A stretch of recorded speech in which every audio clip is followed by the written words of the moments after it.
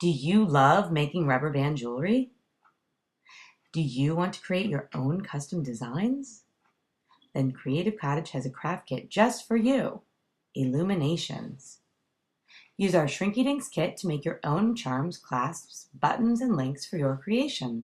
In this video, Creative Cottage shows you the i-loom-a-nations kit. Use our kit to make your own custom clasps for your rubber band jewelry. Let's get started. Check out our website to purchase the kit or find a retailer near you. Today we're going to show you how to make a handmade i-loom-a-nations clasp using this kit. Inside this kit you'll find lots of different designs and instructions for making custom buttons, links, clasps, and charms to personalize your rubber band jewelry. So take everything out and read the instructions thoroughly and locate the sheet marked pattern outlines. From this sheet, we're going to select the style we'd like to make today. We're going to focus on the medium ID clasp. So we'll need the Shrinky Dinks plastic that comes in our kit, and we're going to lay it right on top of the pattern outline. But first, we want to get some materials together. So we're going to need some scissors, a standard hole punch,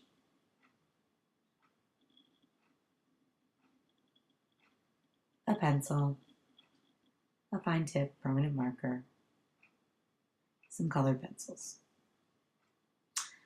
So once you have all your materials gathered, you can get started. The first thing you're going to do is trace the pattern outline. I like to use a pencil for this. That way I can erase any mistakes I might make. Make sure you're on the rough side of the plastic and put your plastic right up to the edge so you don't waste any plastic. Carefully trace your outline.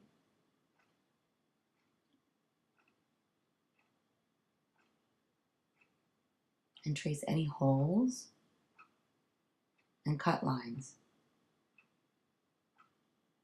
on the pattern. Okay, that looks good.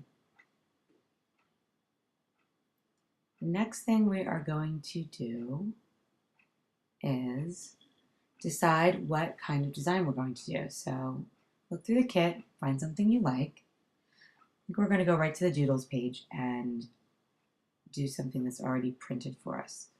Smile.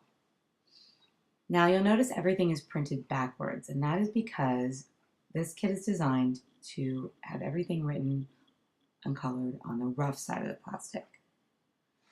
That way, when you shrink your plastic, everything will become permanent, even if you use chalk or colored pencil. So I like to use a fine tip permanent marker to do my outlines, but you can just as easily use regular pencil or colored pencil.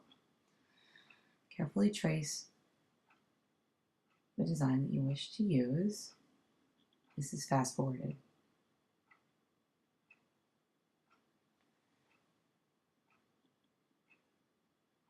And then you're going to move on to coloring.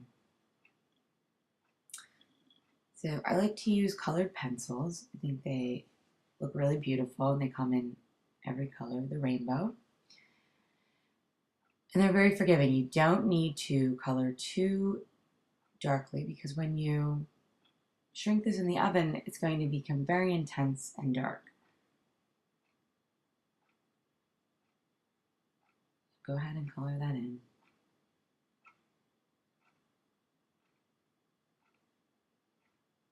And when you flip it over and see it through the shiny side, see how good it looks. So now we're going to go ahead and cut that out. So use scissors and carefully cut around the lines that you've traced. And you always want to round the edges because you don't want any sharp edges. When you shrink it, it'll become very sharp. Now cut carefully, but don't worry, if it's not perfect, when it shrinks, it will still look good. Now you're going to use a standard hole punch to punch out the holes that you traced. You can get a hole punch like this in pretty much any store, grocery store, drugstore, craft store, stationery store, pretty easy to find, dollar store. Use your scissors to cut any clasp opening. This you have to be pretty careful of and make sure you get it just right so that your rubber bands fit once it's done baking. Okay, that looks really good. And now we could go right to baking, but I think I want to add a little more design elements, more color to this clasp. So I like to use an eraser and take some of the pencil lines off, but again, you don't have to do that. It's really up to you. You're the designer. So we have a page called Backgrounds and Borders, and I'm going to go ahead and pick something on there to trace. Just give the edge of my clasp a little more color. And I'm really not that picky about tracing things perfectly.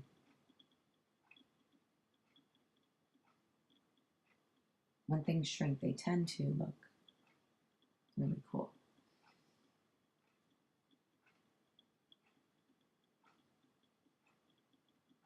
Once you're done with that, take a look at it. If you're happy with it, you're done, and it's time to move on to the oven.